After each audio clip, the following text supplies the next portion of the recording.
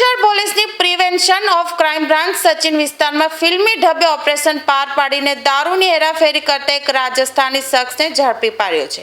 પોલીસને થાપ આપવા માટે આરોપી એક જ લક્ઝરી ગાડીમાં 4 અલગ અલગ નંબર પ્લેટોનો ઉપયોગ કરતો હોવાની ચોંકાવનારી વિગત તપાસતા સામે આવી છે.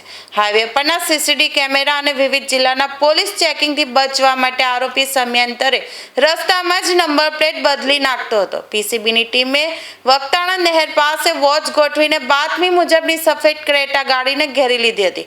આ કાર્યવાહીમાં ઓમપ્રકાશ કનૈયાલાલ લખારાની ધરપકડ કરવામાં આવી છે.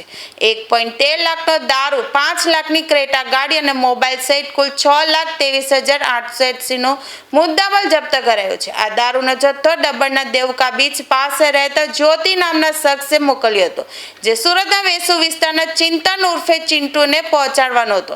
પોલીસે હાલ બંને મુખ્ય સૂત્રધારોને વોન્ટેડ જાહેર કર્યા છે. પોલીસ હવે દિશામાં તપાસ કરી રહી છે કે અગાઉ આ મોડસ ઓપરેન્ડીની સાથે કેટલી વાર દારૂ સુરતમાં ઘુસાડવામાં આવ્યો છે. સચિન પોલીસ મથકે ગુનો નોંધી વધુ તપાસ હાથ ધરવામાં આવી છે.